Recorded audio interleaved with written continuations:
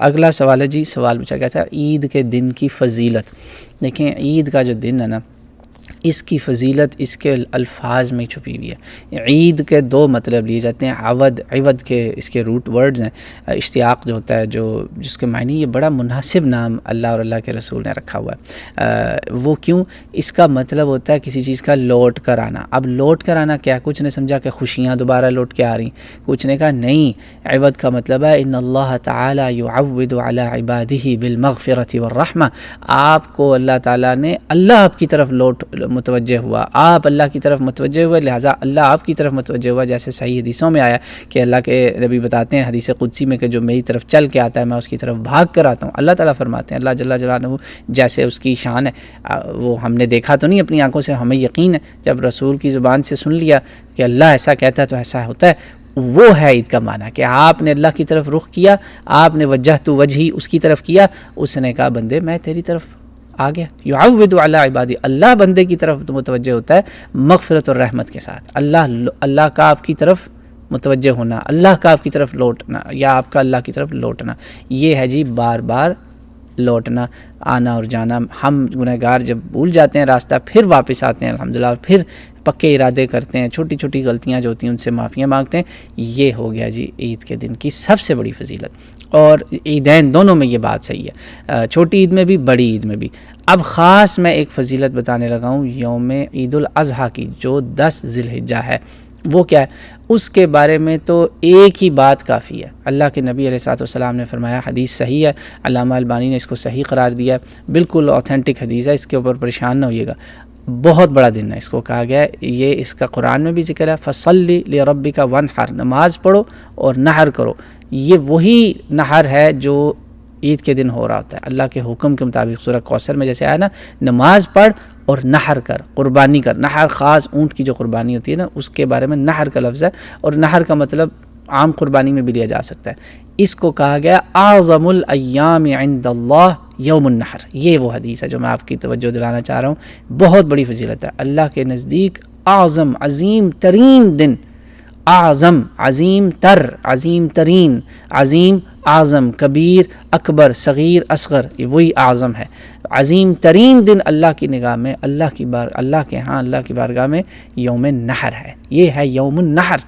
یہ وہ دن ہے جس دن ہزاروں، لاکھوں، کروڑوں لوگ بس قربانیاں ہی دیے جا رہے ہیں، اپنی قربانی اور ایک جان کی قربانی دیتے ہوئے عزم کیے جا رہے ہیں کہ پورا دین ہی قربانی ہے۔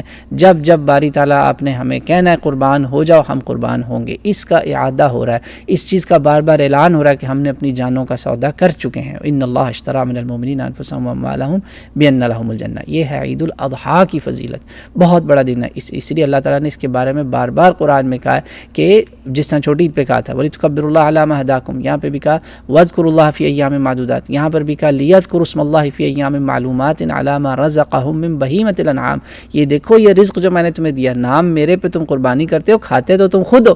جی ہاں، بہت بڑا دن ہے۔ اسی لیے اس دن اللہ کے نبی علیہ الصلوۃ والسلام نے اس دن کے اوپر اللہ کی کبریائی بہت بیان کی ہے، اونچی اونچی تکبیریں بیان کریں۔ یہ ہو گئی عید کے دن کی فضیلت۔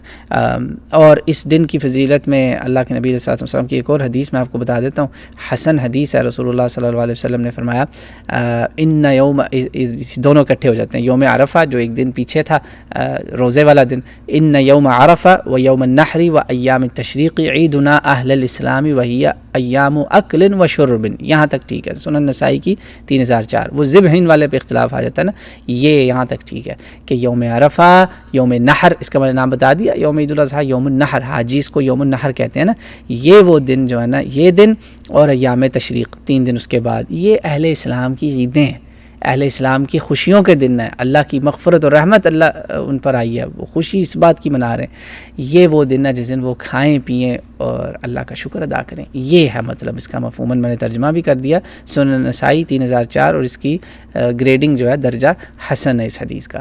تو یہ ہے جی عید کے دن کی کچھ مختصر سی فضیلت۔ اللہ تعالیٰ مجھے آپ کو اس دن جب ہم کھائیں پئیں تو اللہ کا بار بار ذکر کریں کہ آج یہ خاص کھانا ہے، خاص رزق ہے، خاص اس میں اللہ کی برکتیں ہیں، تو اس خاص دن پہ اللہ کا شکر بھی زیادہ ادا کریں۔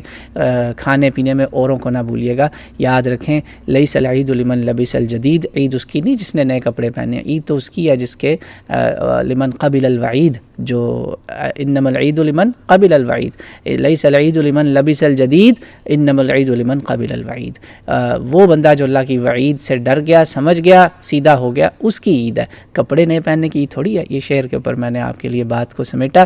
آپ سب کو میری طرف سے عید مبارک ہو۔ اس دن دوسروں کو اپنی خوشیوں میں ضرور شامل کیجیے گا، اور اللہ کا شکر ادا کیجیے گا، اور اللہ کا شکر کا ادا کرنے کا کم سے کم منیمم حق یہ ہے کہ آپ اس دن اللہ کی کوئی نافرمانی نہ کیجیے گا۔ یہ جتنی چیزیں اللہ نے آپ کو مجھے دی ہیں نعمتیں، کسی بھی اس نعمت کو اپنی جان مال ذات سے لے کر ارد گرد جو بھی ہمارے پاس اویلیبل ہے، کسی کو بھی اللہ کے خلاف نہ استعمال کیجیے گا۔ بس یہ خوشیوں میں یہ نہ بھولیے گا کہ آج وہ آپ کی طرف رحمت اور مغفرت سے متوجہ ہوا ہے تو اس کو ناراض نہ کیجیے گا۔